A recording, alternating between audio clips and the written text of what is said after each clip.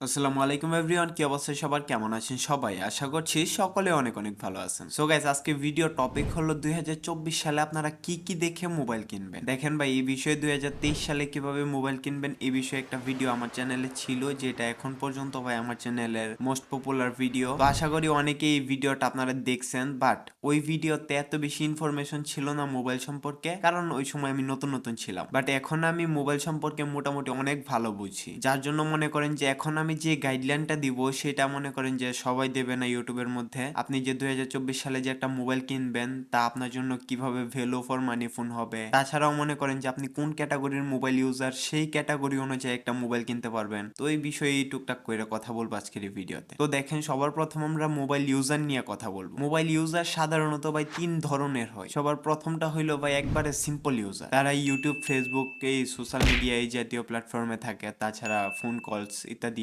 নানান দিক যেগুলো একবারে সিম্পল বিষয় সেগুলা করে। তারপরের ক্যাটাগরি হলো ভাই গেমার, যাদের মূলত মেইন ফোকাসটাই থাকে গেমিং এর মধ্যে। তারপরে যেটা এটা হলো ভাই ফটোগ্রাফার, অর্থাৎ তাদের ভাই দরকার হলো ক্যামেরা, ভালো ক্যামেরা ফোন। তো মনে করেন যে আপনার ভিতরে হয়তো ভাই তিনোটাই থাকতে পারে, কিংবা এই তিনটার ভিতরে দুইটা থাকতে পারে, একটা থাকতে পারে না, বাট প্রথমটা আপনার ভিতরে অবশ্যই থাকবে। যেমন ভাই, আপনি যদি গেমিং এর জন্য একটা মোবাইল কিনতে চান তাইলে মনে করেন যে আপনি পারফরমেন্স সেন্ট্রিক একটা মোবাইল কিনবেন।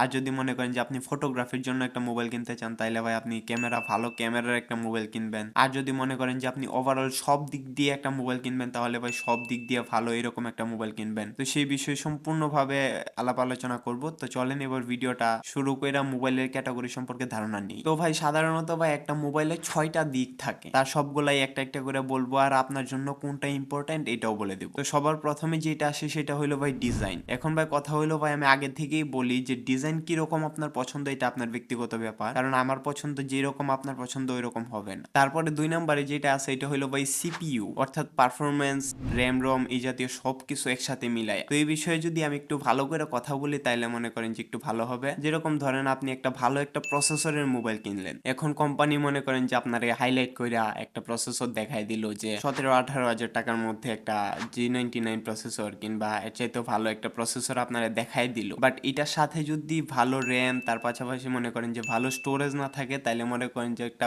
পারফেক্ট সিপিইউ হবে না। তো এই পারফেক্ট সিপিইউটা বানানোর জন্য কি করতে হবে, এটা হলো ভাই ভালো একটা র্যামের প্রয়োজন, তার পাশাপাশি ভাই ভালো একটা স্টোরেজের প্রয়োজন, তার সাথে সাথে ভাই একটা ভালো প্রসেসর ছাড়া তো আর এগুলা কিছু সম্ভবই হবে না, রাইট? তো এখন ভাই র্যাম নিয়ে কথা বললে ভাই সবার প্রথমে আপনারে বলতে হইব যে ভাই LPDDR4X, যদি আপনি 20 থেকে 25 হাজার টাকার মোবাইল কিনেন তাহলে LPDDR4X নেবেন। আর যদি আপনারা এখন আপনি যদি বলেন যে 4 জিবি, 6 জিবি, 8 জিবি, এগুলো হইলো ভাই একবার ফাউল একটা জিনিস। ভাই আপনি 8 জিবি র্যাম দিয়ে কিছু করতে পারবেন না যদি ভাই আপনার র্যাম ক্যাটাগরি ভালো না থাকে। তাই আমি সবসময় বলি ভাই LPDDR5Xটা আপনি আশা করেন, আর যদি না পান, আপনার বাজেটের সাথে না মিলে, তাহলে ভাই LPDDR4X এর নিচে আপনি ভুলেও যান না। তার পাশাপাশি যদি আপনি ভাই স্টোরেজের চিন্তা করেন তাইলে ভাই UFS 2.2 এর নিচে তো আপনি ভুলেও যাবেন না। ভাই এখন দেখছি ভাই স্যামসাং এর অনেক মোবাইলের মধ্যে UFS 2.1 দিয়া থাকে, এগুলা ভাই নিয়েন না। আগের মোবাইল যেগুলো আছে এগুলা বিশেষ করে ভাই এরকম হয়ে থাকে, ভাই এগুলা নিয়েন না। ভাই 15-20 হাজার টাকার মোবাইল, ভাই 15-20 হাজার টাকা, মানে এটা কিন্তু অনেক বড় একটা অ্যামাউন্ট আমাদের জন্য। তো ভাই যদি মনে করেন যে ভাই UFS 2.1 কিংবা তার চেয়ে ছোট ছোট অনেক ভাই স্টোরেজ ক্যাটাগরি আছে যেগুলা ভাই মোটেও ভালো না। আপনার স্টোরেজ ক্যাটাগরি যদি ভালো না হয় তাহলে আপনার মোবাইলের স্পিড একদমই পাবেন না। আপনার ভালো প্রসেসর আর ভালো র্যাম দিয়ে আপনি কিছু করতে পারবেন না যদি ভাই স্টোরেজ ক্যাটাগরি ভালো না থাকে। তাই মনে করেন যে আপনি সবসময় খেয়াল রাখবেন আর মেক শিওর হবেন যে আপনার প্রসেসর, র্যাম আর স্টোরেজ এই তিনটা যাতে একেবারে নর্মাল আর সিমিলার হয়ে থাকে। ভাই একটা বেশি একটা কম দিয়া কোনো লাভ হইব না। যেটা বেশি ওইটা ভাই পারফরমেন্স দেখাইতে পারবো না, যেটা কম সেটার জন্য। তারপরে ভাই যেটা আছে এটা হলো ভাই ডিসপ্লে। এখনকার যুগে ভাই ডিসপ্লে নিয়ে কথা আর কি বলবো, 15 হাজার টাকার মোবাইলে ভাই অ্যামোলেড ডিসপ্লে দেয়, তার পাশাপাশি মনে করেন যে 30 হাজার টাকার মোবাইলে ভাই IPS LCD দেয়। ভাই কোম্পানি যে কি বুঝে কি দেখে আল্লাহ জানে, আমি জানি। তবে আপনি যদি 20 হাজার টাকার মোবাইল নেন তাহলে আপনার অবশ্যই অবশ্যই মেক শিওর হতে হবে যে আপনি একটা অ্যামোলেড ডিসপ্লে পাইবেন। এবার মনে করেন যেটা কালার গ্রেডিং এর জন্য মনে করেন যে অ্যামোলেড আপনি আশা করেন, বাট আপনি যদি একজন গেমার হয়ে থাকেন তাহলে আপনি IPS LCD এর মধ্যে 120 হার্জ এটা আপনি আশা করেন, কারণ ভাই গেমাররা আর ভাই কালার ম্যাটার করে না, পারফরমেন্স ম্যাটার করে। তাও কালার ভাই গ্রাফিক্সের মধ্যে অনেক কাজে লাগে, বাট আপনার যদি মনে করেন যে পারফরমেন্স ভালো না থাকে, আপনার ভালো দেখা যায়, তাহলে তো আর আপনি গেম খেলে মজা পাবেন না, তাই না? তাই আপনি গেমার যদি হন তাইলে মনে করেন যে আইপিএস এলসিডি আর বেশি নিতে পারেন যদি কম বাজেট হয় আপনার। আর বেশি বাজেট হইলে তো ভাই আইপিএস এলসিডির কাছাকাছি আসবেন না ভুলেও। তারপরে আছে ভাই সফটওয়্যার। ভাই এখনকার যুগে তো ভাই জানেনই ভাই এআই যুগ, এআই যুগের মধ্যে ভাই মনে করেন যে ভালো সফটওয়্যার ছাড়া তো ভাই কিছুই করতে পারবেন না। তাই আপনি সবসময় চিন্তা করবেন যে একটা ভালো কোম্পানির মোবাইল নিতে, তাইলে মনে করেন যে ভালো সফটওয়্যার আপনি আশা করতে পারবেন, ভালো সফটওয়্যার আপনি পাওয়া যাবেন। বাট যদি আপনি মনে করেন যে একবারে খারাপ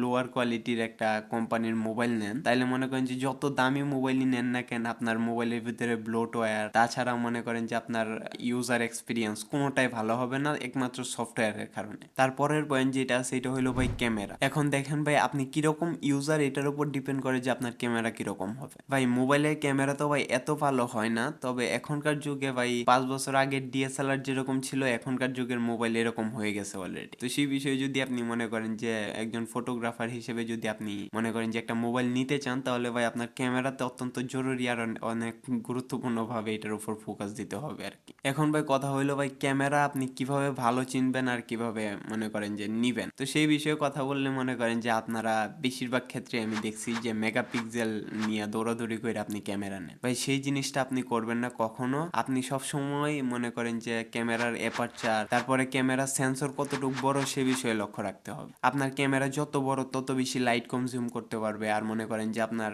ভালো ছবি বা ভালো ভিডিও প্রোভাইড করতে পারবে আর কি। তাছাড়াও মনে করেন যে আপনি এজ এ ফটোগ্রাফার হিসেবে যদি একটা মোবাইল নিতে চান, তাহলে অবশ্যই খেয়াল রাখবেন যে আপনার ক্যামেরাটা সোনির আইএমএক্স সেন্সর হয় কিনা, তাইলে মনে করেন যে বেস্ট হয় আর কি। এমনি ভাই স্যামসাং, তাছাড়াও ভাই নানান সেন্সর আছে, ওইগুলো ভালো যদি আপনি ফ্ল্যাগশিপের দিকে যান আর কি। কিন্তু আপনি যদি একটা মিড বাজেটের মধ্যে একটা মোবাইল কিনেন, তাইলে মনে করেন যে আপনার আইএমএক্স সেন্সর দেখবেন একটু কষ্ট করে পান কিনা। তারপরে যেটা আছে এটা হলো ভাই পাওয়ার পয়েন্ট, অর্থাৎ ব্যাটারি আর চার্জার। এই জিনিসটা নিয়ে মনে করেন যে ব্যাটারি তো ম্যাটার না, কারণ ব্যাটারি মনে করেন যে 5000 mAh এটা সাধারণই হয়ে গেছে এখন। এই 5000 mAh এর নিচে তো আপনি ব্যাটারি এখন আর নিবেন না, এটা জানা কথাই। বাট আপনি সবসময় খেয়াল রাখবেন যে আপনার চার্জারটা, ফাস্ট চার্জার যেটা, এটা 100 ওয়াটের উপরে যাতে না হয়। আমি বর্তমানে যেটা ইউজ করি এটা ভাই 67 ওয়াট, এইটাই ভাই যেমনে গরম হয়। আর ভাই আমি অনেক ভালো করে খেয়াল করছি যে ভাই 100 ওয়াটের উপরে যদি একটা চার্জার হয়, তাহলে ভাই এটার চার্জিং বেস বা ক্যাটাগরি যেটা হয়, এটা মানে একটু হার্ড লেভেলের হয়, যার কারণে মনে করেন যে ব্যাটারির উপর ভাই অনেক খারাপ একটা প্রভাব ফেলে, যার মানে অনেক লং টাইমে অনেক বেশি ক্ষতি হয় আর কি। তো ভাই এটা তো আর কোম্পানি বলবে না, কারণ কোম্পানি যত বেশি দিতে পারবে তত হাইপে উঠতে পারবে, তত বেশি ভাই বিক্রি হবে, তো কোম্পানি কেন এই কথা বলবে। বাট আপনি সবসময় খেয়াল করবেন যে ভাই 100 ওয়াটের নিচে নিতে। তবে আমি যেটা মানে আপনার রিকমেন্ড করবো এটা হলো ভাই 45 ওয়াটের উপরে আপনি নিয়েন। আর যদি মনে করেন যে আপনি বছর খানেক পরে আবার মোবাইল চেঞ্জ করবেন, তাইলে মনে করেন যে আপনি 120 ওয়াট 30 ওয়াট সমস্যা নেই, নিতে পারেন, আপত্তি নেই কোনো। তো আমার মনে হয় মোবাইল সম্পর্কে আপনারে হালকা পাতলা ধারণা দিতে পারছি। আর যদি কোনো বিষয়ে স্কিপ থেকে থাকে তাহলে ভাই দুঃখিত, সরি, আমি সঠিকভাবে বলতে পারতেছি না এখন, কারণ এখন পর্যন্ত ভাই শুটিং টাইম। পরবর্তীতে হয়তো বা অন্য কোনো ভিডিওতে আমি বলে দেবো, সমস্যা নাই। আপনারা কমেন্ট করেন, কমেন্টের রিপ্লাই আমি দিয়ে থাকবো। আর আজকের মতো এই পর্যন্ত ভিডিওটা। তার আগে আরেকটা কথা, এটা হলো ভাই সাবস্ক্রাইব করে দিন। আল্লাহ হাফিজ।